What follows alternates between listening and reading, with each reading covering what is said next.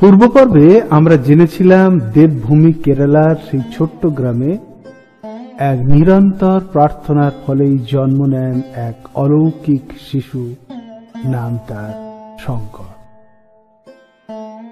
মহাদেবের আশীর্বাদে জন্ম, আর জন্মের পর থেকেই যার প্রতিটি পদক্ষেপ যেন এক এক করে ছুঁয়ে যাচ্ছিল আধ্যাত্মিকতার সীমানা।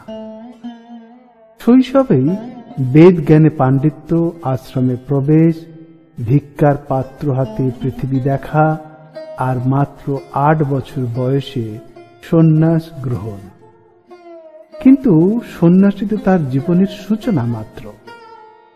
এবার শুরু হচ্ছে সেই অধ্যায় যেখানে এক কিশোর সন্ন্যাসী খুঁজে বেড়াচ্ছে চিরসত্যের পথ, গুরুদেবের সন্ধান আর আত্মজ্ঞানের আলো। তবে শঙ্করের জীবনে লুকিয়ে আছে এক অদ্ভুত রহস্য। কথিত আছে তার আয়ু ছিল মাত্র 16 বছর, আর সেই কথাটি উচ্চারণ করেছিলেন স্বয়ং মহাদেব তার বাবা মায়ের সামনে। কিন্তু 16 বছর বয়সের শেষে কি ঘটেছিল? ঈশ্বর সত্যিই তাকে নিজের কাছে টেনে নিয়েছিলেন, নাকি শঙ্কর পেরিয়ে গিয়েছিলেন মৃত্যুরও ওপারে এক অন্য অস্তিত্বের পথে? আজ সেই অজানার দুয়ারেই আমরা পা রাখছি আদি শঙ্করাচার্যের মহাগল্পের তৃতীয় তথা অন্তিম পর্বে। তো দেখতে থাকুন ভিডিওটি, সঙ্গে থাকুন। অবশ্যই আপনাদের ভালো লাগবে, আর ভালো লাগলে ভিডিওটি শেয়ার করবেন, আর আপনাদের মতামত জানাতে ভুলবেন না। চলুন তাহলে শুরু করি আজকের ভিডিও।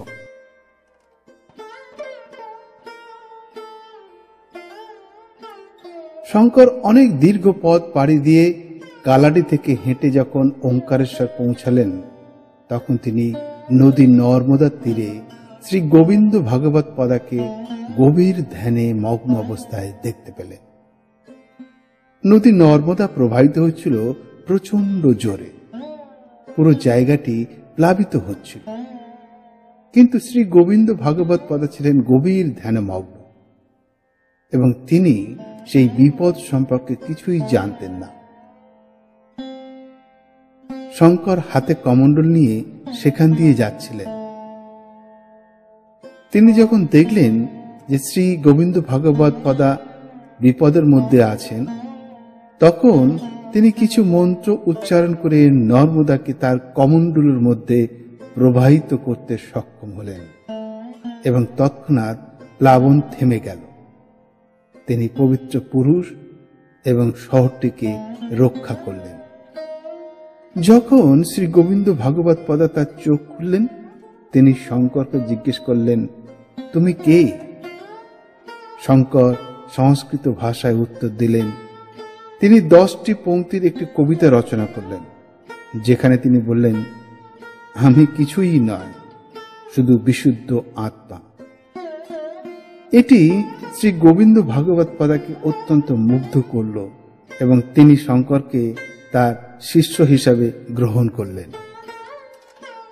শঙ্কর গোবিন্দ ভাগবত পদার অধীনে 4 বছর পড়াশোনা করলেন। এই সময়ের মধ্যে তিনি বিভিন্ন শাস্ত্র, যেমন উপনিষদ, ভগবদ গীতা ইত্যাদির উপর ব্যাখ্যা লেখার অনুমতি চাইলেন।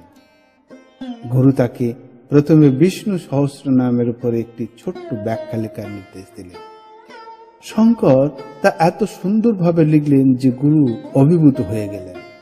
এই ছেলেটি শাস্ত্রের গভীর জ্ঞান এবং বোধ রয়েছে, এবং তাকে যে কোনো বিষয় নিয়ে লেখার অনুমতি দিলেন। এভাবেই মাত্র 16 বছর বয়সে শঙ্কর অনেক শাস্ত্রের উপর ব্যাখ্যা লিখে ফেলেছিলেন। এর মধ্যে উপনিষদ এবং ব্রহ্মসূত্রও অন্তর্ভুক্ত ছিল। যখন শঙ্কর 16 বছর বয়সে পৌঁছলেন, তখন কি হয়েছিল জানতে হলে ভিডিওটাকে কন্টিনিউ করতে হবে, সঙ্গে থাকুন।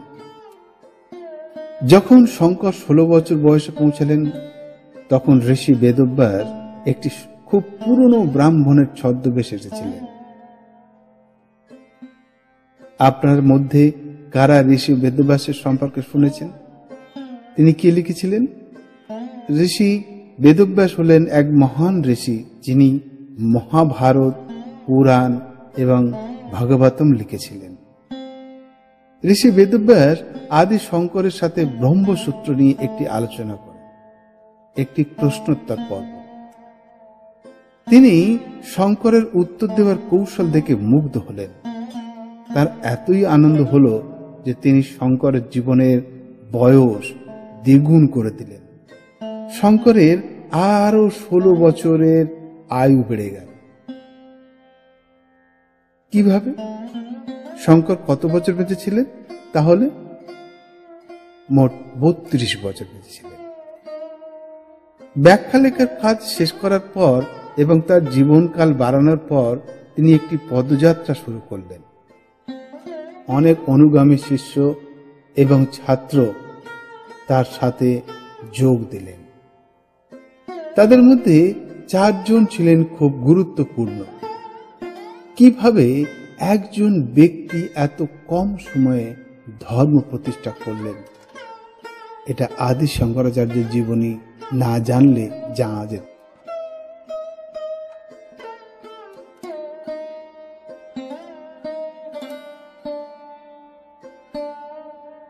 শঙ্কর বহু দেবতার উপর শ্লোক রচনা করেছিলেন, যা অদ্বৈত তত্ত্বকে উজ্জীবিত করে, এবং অনেক গ্রন্থ রচনা করেছিলেন, যা ভগবদ গীতা এবং উপনিষদে বলা হয়েছে তার ব্যাখ্যা ছিল।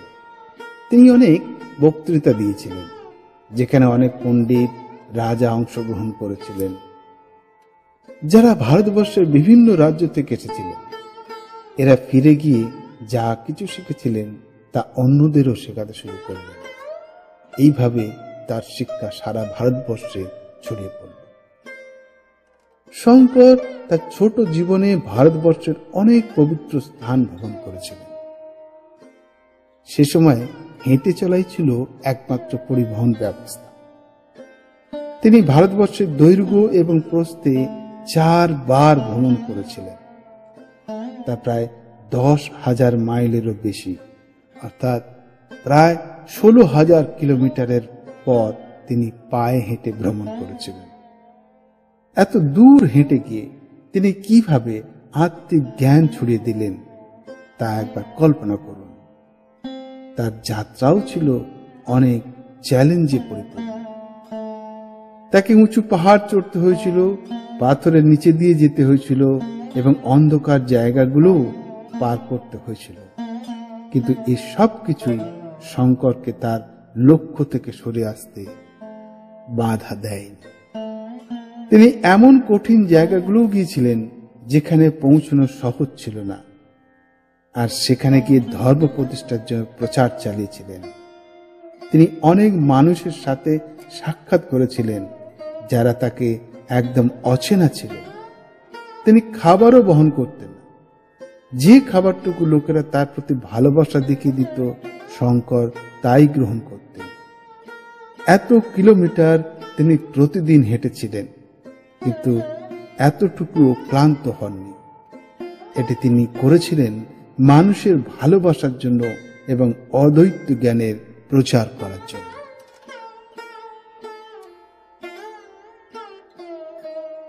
শঙ্করাচার্য কৈলাস পর্যন্ত গিয়েছিলেন শিব ও পার্বতীর দর্শনের জন্য।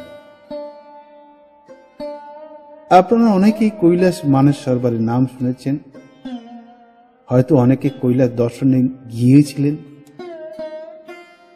এই মাউন্ট কৈলাস আজকের ভূগোলে এটি তিব্বত, চীনের অংশে অবস্থিত। আমারও সৌভাগ্য হয়েছিল কৈলাস মানসরোবর দর্শন করার। এই কৈলাসে শঙ্কর শিবের কাছ থেকে 5টি স্ফটিক লিঙ্গ লাভ করেছিলেন। সাক্ষাৎ মহাদেব তাকে দিয়েছিল 5টি স্ফটিক লিঙ্গ, অর্থাৎ ক্রিস্টালের লিঙ্গ। স্ফটিক মানে হচ্ছে এক ধরনের ঐশ্বরিক স্ফটিক পাথর, আর লিঙ্গ হল শিবের প্রতীকী রূপ। শঙ্করাচার্য কৈলাস থেকে মোট 5টি স্ফটিক লিঙ্গ এনেছিলেন। আদি শঙ্করাচার্য ভারতের 4টি কোণে 4টি মঠ স্থাপন করেছিলেন এবং তার প্রধান 4 জন শিষ্যকে সেই মঠগুলির ধর্ম প্রচার এবং শিক্ষা দেওয়ার দায়িত্ব দিয়েছিলেন, যাতে ভবিষ্যৎ প্রজন্ম সঠিক পথের শিক্ষা দেয়। এই 4টি মঠ কোথায় কোথায় ছিল? উত্তরে বদ্রীনাথে, পূর্বে পুরীতে, পশ্চিমে দ্বারকায়, দক্ষিণে শৃঙ্গেরিতে। 5টি স্ফটিক লিঙ্গের মধ্যে 4টি স্ফটিক লিঙ্গ এই 4 জায়গায় অর্থাৎ এই 4টি মঠে তিনি স্থাপন করেছিলেন। এখন তার হাতে ছিল 5ম স্ফটিক লিঙ্গটি। তিনি সেটা তামিলনাড়ুর একটি পবিত্র মন্দির নগরী কাঞ্চিপুরমে একটি মঠ প্রতিষ্ঠা করেন, যে মঠ কাঞ্চি মঠ নামে পরিচিত। সেই মঠে তিনি 5ম স্ফটিক লিঙ্গটি স্থাপন করলেন, আর তিনি প্রথম আচার্য বা গুরু হন এই মঠে। শঙ্করাচার্যের জীবনের শেষ মুহূর্ত কেদারনাথে কাটে। তিনি তার শিষ্য, অনুগামী ও ছাত্রদের বলেছিলেন তাকে অনুসরণ না করতে। তিনি পাহাড়ের আরো উঁচুতে উঠতে থাকলেন, আরো উঁচুতে উঠতে থাকলেন। উঠতে উঠতে উঠতে পাহাড়ের একদম চূড়ায়, শিখর চূড়ায় পৌঁছে গেলেন। তারপরে তিনি হঠাৎই অদৃশ্য হয়ে গেলেন। শঙ্করাচার্য একেবারে আকাশে মিলিয়ে গেল, কারণ তিনি ছিলেন স্বয়ং শিব ভগবানের অবতার। তাই শঙ্করাচার্যের কোনো সমাধি নেই। তবে তার শেষবার যেখানে দেখা হয়েছিল সেখানে একটি স্মৃতিস্থান আছে, একটি চিহ্ন যেখানে মানুষ শ্রদ্ধা জানাতে যায়। পরবর্তীকালে তিনি ভারতবর্ষের যে যে স্থানে গিয়েছিলেন সেখানে কিছু না কিছু স্মৃতিচিহ্ন রাখা আছে। এই যেমন ধরুন কাশ্মীরের একটি গুহায়, শঙ্করাচার্যের গুহা নামে পরিচিত, এই গুহাতে তিনি থাকতেন। আমার সৌভাগ্য হয়েছিল এই গুহা দর্শনের, যেখানে আদি শঙ্করাচার্য বসে ধ্যান করেছিলেন বা অন্য কিছু ব্যাখ্যা রচনাও করেছিলেন। সেই গুহাটা আজও আছে পাহাড়ের উপরে। আপনারা যদি যখনই কাশ্মীরে যাবেন তখনই অবশ্যই দেখে নেবেন শঙ্করাচার্যের গুহা। কিন্তু শঙ্করাচার্য যেসব কর্ম করেছেন এবং তার শাস্ত্রভিত্তিক ভাষ্য ও শিক্ষা আজও আমাদের কাছে হিন্দু ধর্ম ও সনাতন ধর্মের মূল স্তম্ভ হিসাবে রয়ে গিয়েছে।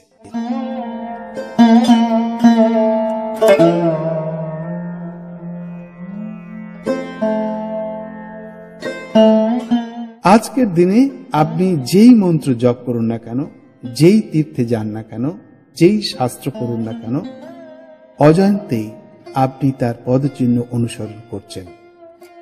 তিনি শুধু একজন সাধক ছিলেন না, তিনি এক অন্তর্জাগ্রত চেতনার ভারতবর্ষকে ঐক্যবদ্ধ করেছিলেন। তার জীবন আমাদের শেখায় সত্য একটাই, সেটাই চেতনার প্রকাশ, আর সেই চেতনার নাম আদি শঙ্করাচার্য।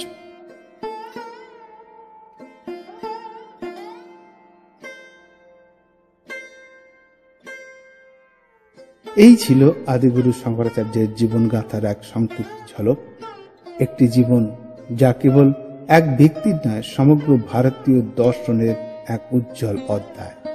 তার জীবন আমাদের শেখায় আত্মজ্ঞানী মুক্তির পথ। আপনি যদি এই জ্ঞানের দিকটিকে অনুভব করে থাকেন তবে এই ভিডিওটি শেয়ার করুন আপনার প্রিয়জনের সঙ্গে। আপনার একটি শেয়ার হতে পারে অন্য কারো আত্মজাগরণের সূচনা। চ্যানেলটিকে সাবস্ক্রাইব করে আমাদের সঙ্গে এই জ্ঞান যাত্রায় সাথী হন। আর মন্তব্য জানাতে ভুলবেন না শঙ্করাচার্যের কোন দিকটি আপনাকে সবচেয়ে বেশি ছুঁয়েছে। শেষে বলি, ব্রহ্ম সত্যম জগৎ মিথ্যা জীবই ব্রহ্মজ্ঞ না। এই মন্ত্র যেন আমাদের সকলের হৃদয়ে জাগরুক থাকে আজীবন। শ্রী শঙ্করাচার্য মহারাজ কি জয়। ভালো থাকবেন সবাই, আবার দেখা হবে পরের ভিডিওতে। হর হর মহাদেব, ওম নমঃ শিবায়।